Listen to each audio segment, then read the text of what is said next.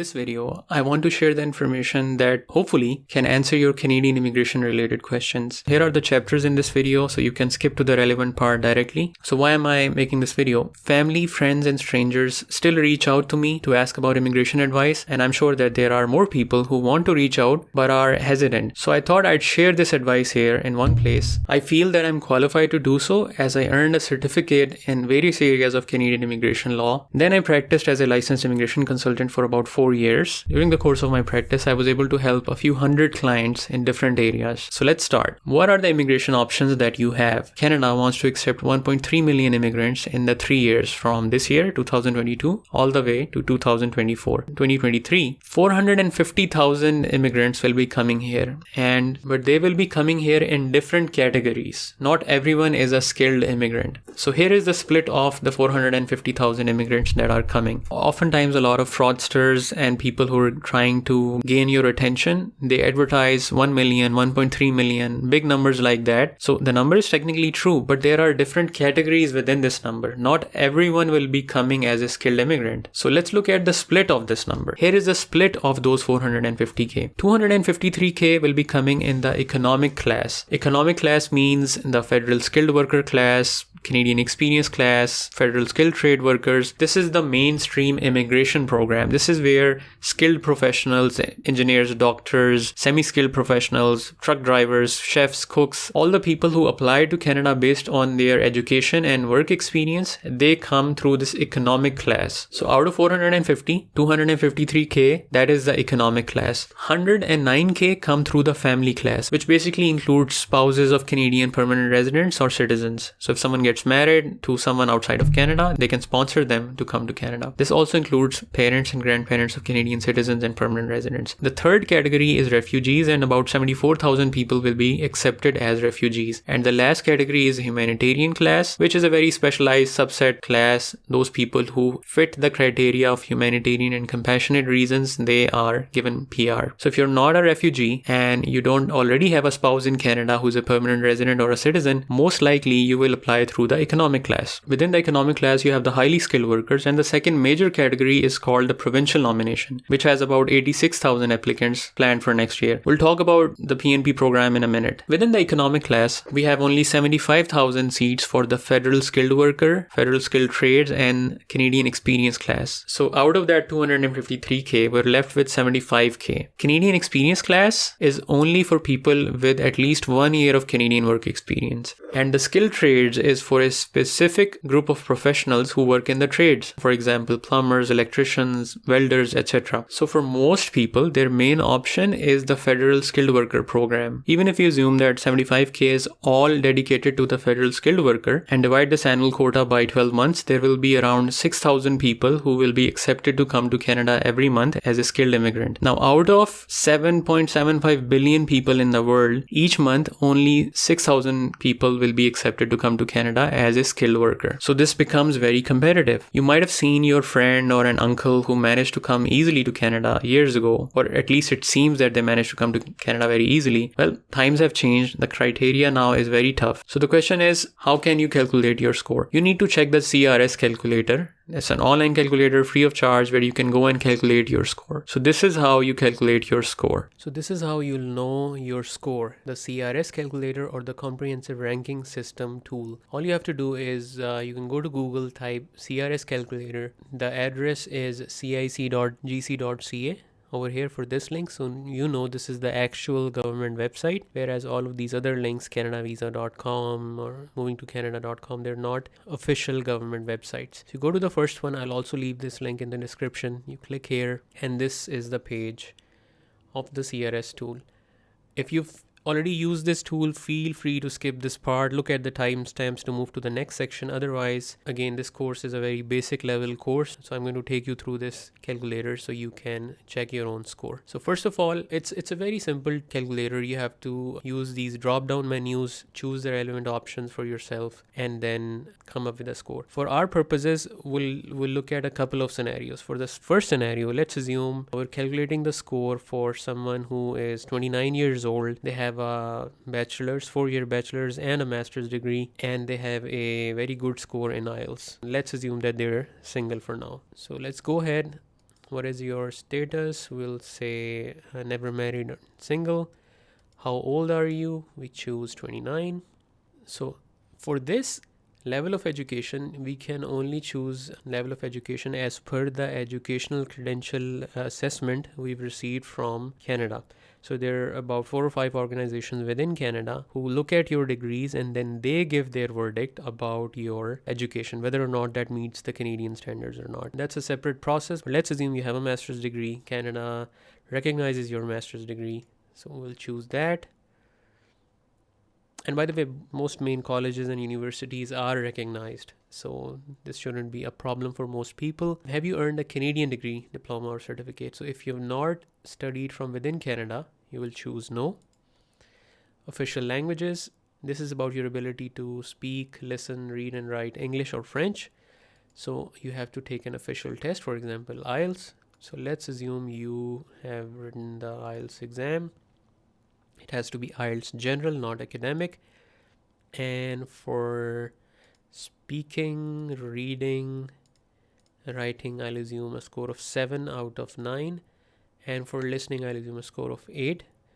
By the way, this combination, 8 in listening and 3 in all others, is this 8777 is also known as CLB 9, Canadian Language Benchmark 9. This is considered a very good score. So do you have any other language results? For example, for French, these two are French tests. We'll say not applicable. So in the last 10 years, how many years of skilled work experience in Canada do you have? So if you don't have any experience within Canada, you will just choose none or less than a year. Next question is in the last 10 years. So 10 years are very relevant.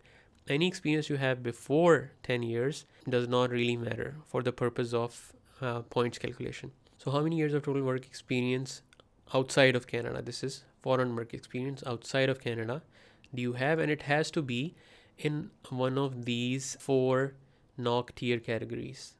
So it's mainly highly skilled and skilled occupations. This is a separate subject. I'll try to make a video on this as well.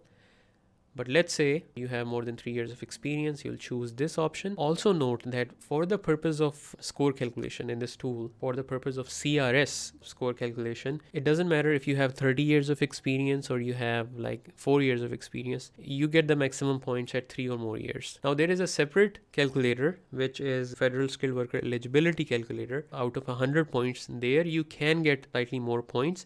But I don't want to confuse you with that right now. Let's go with this simple main calculator for now. If you have 3 or more years, you'll choose this. Generally speaking, someone who has a master's degree and they're 29 years old, they will have 3 or more years of experience, typically, right? So do you have any certificate of qualification? This is generally for a skilled trades. So we'll choose no for now. Do you have a valid job offer supported by an LMIA?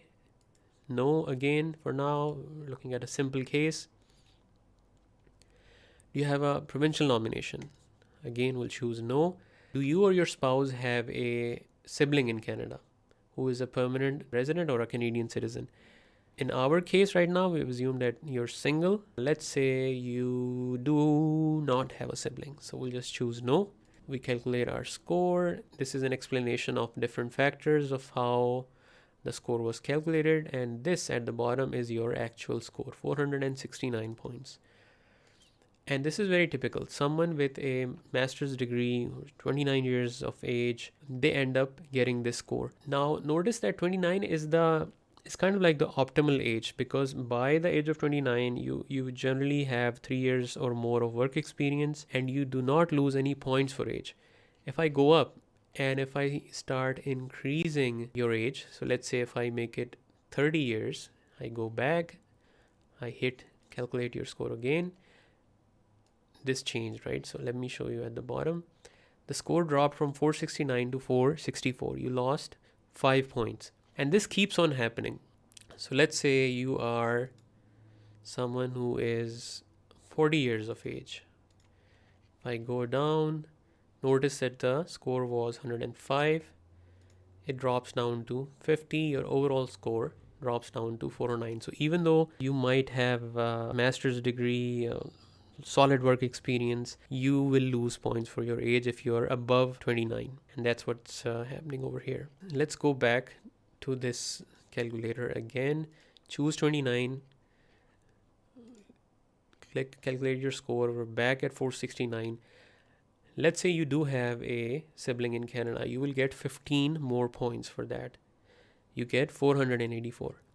How can you further improve your score? Let's look at your IELTS score, right? Let me show you something. CLB to IELTS calculator. So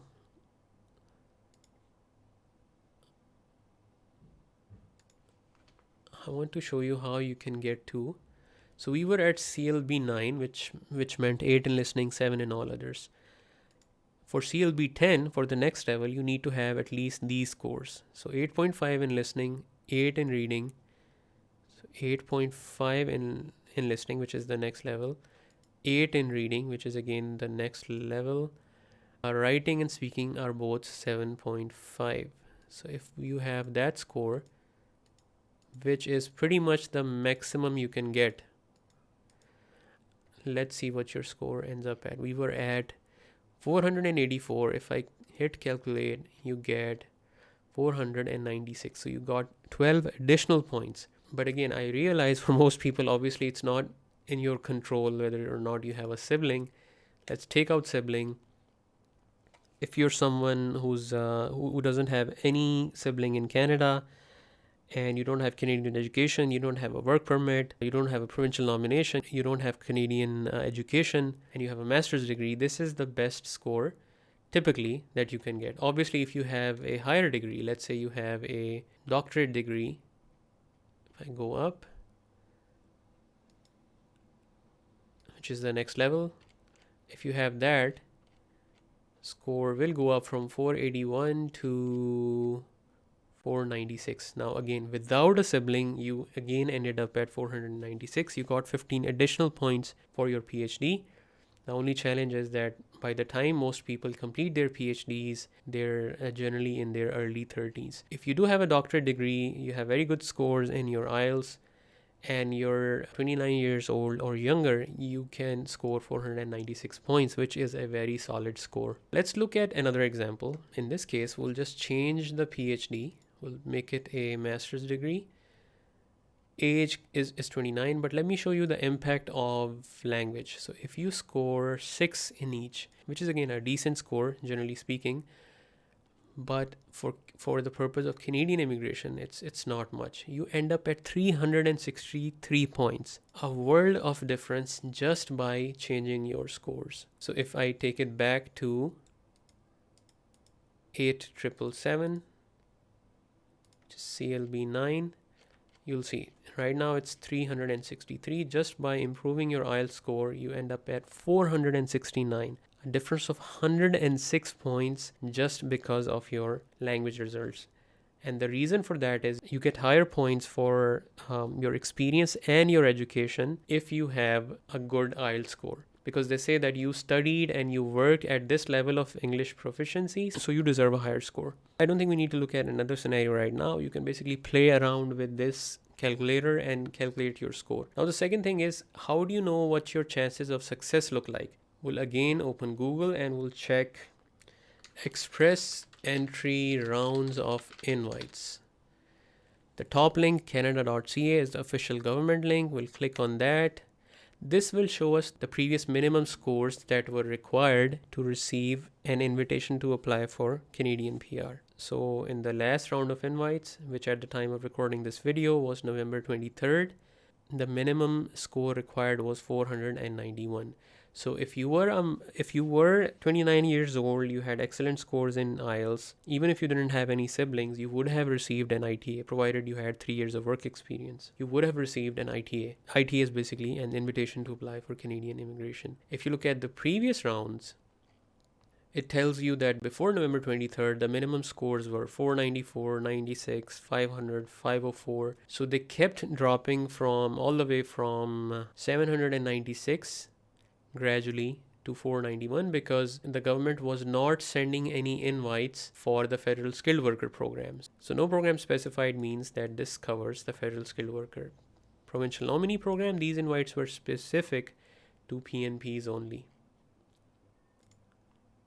So due to the pandemic, there was a long gap where The government was only sending invites for PNPs, Provincial Nominee Programs, and Canadian Experience Class.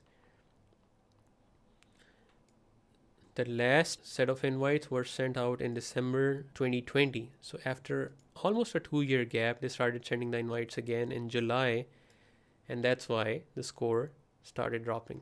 There's another interesting thing here. In this main rounds of invites page, you can also look at the pool of candidates, the people you're competing with. So it shows you that for the score range of 601 to 1200, there are only 876 candidates. For 501 to 600, there are 1200 candidates. And for this range of 451 to 500, there are 62,400 people. So if you are higher up in the 491, 480s region, you have a higher chance of receiving an ITA. If you're on the lower side, like in the early 450s, your chances are slim. And if you are in 401, 410, 420 range, your chances are even slimmer. So this calculation should give you an idea whether or not you have a good chance of immigrating to Canada. It's not very difficult to figure out. So I'll put a link to the CRS calculator as well as the link to the previous round of invites in the description of the video. So let's go back to rest of the course. So what is your score now? Again, if it is closer to 500, you have a high probability of being successful. If it is lower than that, then it is not impossible, but the chances are less. Remember that there is a difference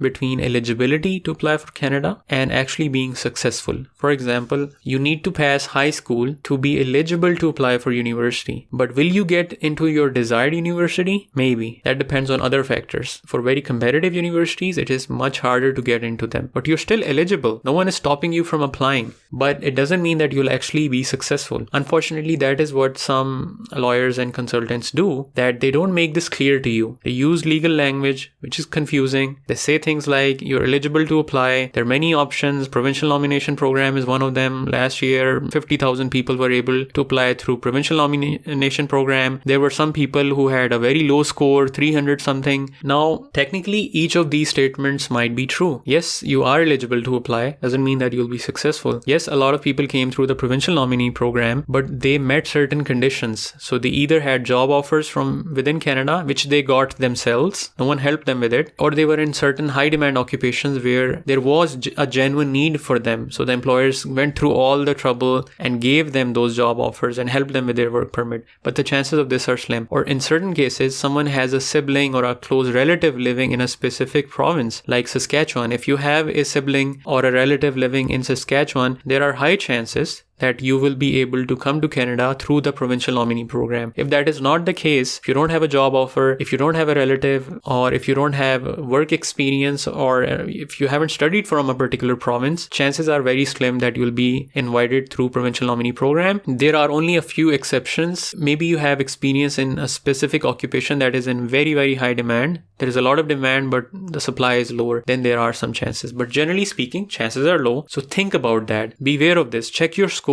then estimate your own chances of success before you give this fee to anyone. Or if you want to invest with a lower score, just be ready to lose your money, right? Just like in the stock market, when you're investing, be ready to lose it because there might be a chance, but the chance is low. Let me share some more details. I talked about 500 points out of 1200. This is called the CRS score, or the Comprehensive Ranking System score. There is another scale which is out of 100 points, the Federal Skilled Worker Eligibility scale. You need to have at least 67 points out of 100 in this scale to be eligible, and that's what most people pitch to you. If you have 67 points, they will say yes, you're eligible, but your CRS score might be 410 or 350, which means that you may not be invited to apply for immigration. So your actual chances of success are very low. To check your chances of success, you must also check the CRS calculator, or your Comprehensive Ranking System score. Now, what to do if your score is not very high? This is a very important part. You have a few options. You can come here to study, because if you study in Canada, you get points for Canadian education. You'll also have the option later on to apply for a work permit, which is an open work permit, which means you can work for any employer. You don't need any LMIAs or sponsorship from the employer to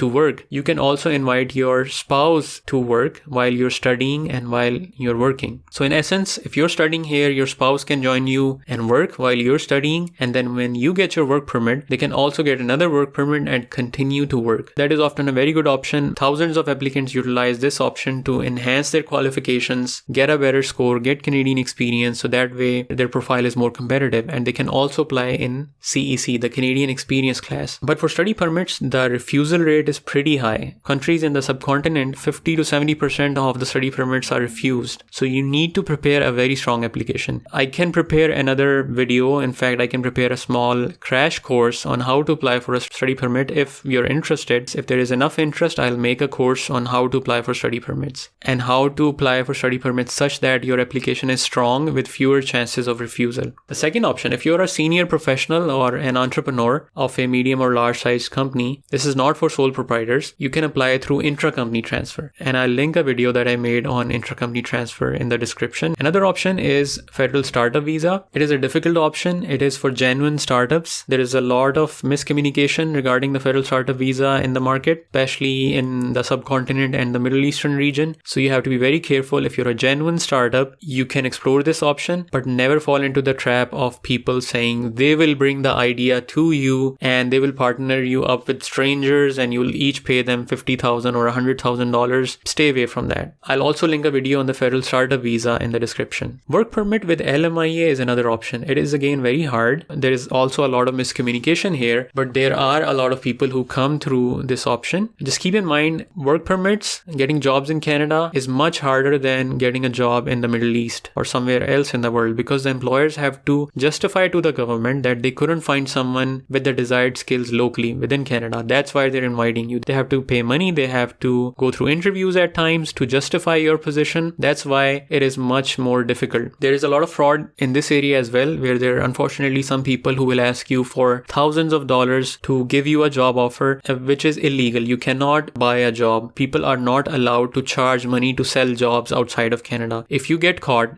and many people do get caught, you'll be in trouble. The person who helped you with this will be in trouble, and the employer will be in trouble. And it doesn't matter. Even if you have Canadian citizenship and you're caught and the government says that you misrepresented yourself, you can be deported from Canada, even if you are a citizen. So be careful. Do things the right way, the genuine way. Another option is the federal self-employed program. This option is limited to artists and athletes, and I'll also link a video where you can study more about it. I'll just take another minute about the study permit option. I know it seems difficult for a lot of people because you have to leave your job, you have to invest money, come here to study, but it increases your score. It gives you and your spouse, if you have a spouse, the opportunity to work in Canada on a work permit, which then enables you to qualify for the Canadian Experience class, which is a very specialized class within the economic category. For CEC, you need a lower score, generally speaking, to be able to apply for immigration. So it gives you another opportunity, and a lot of people have utilized this option. There are also temporary programs, for example, temporary residence to permanent residence pathway that the government introduced in COVID. So while some governments like Australia was pushing students out of Australia, Canada was actually very supportive, and they introduced programs where people who are already here, who are working here, who are students, they can apply for PR. Now, because there is a very high rate of refusal, you need to submit a very strong application, a genuine application. And again, I can make a course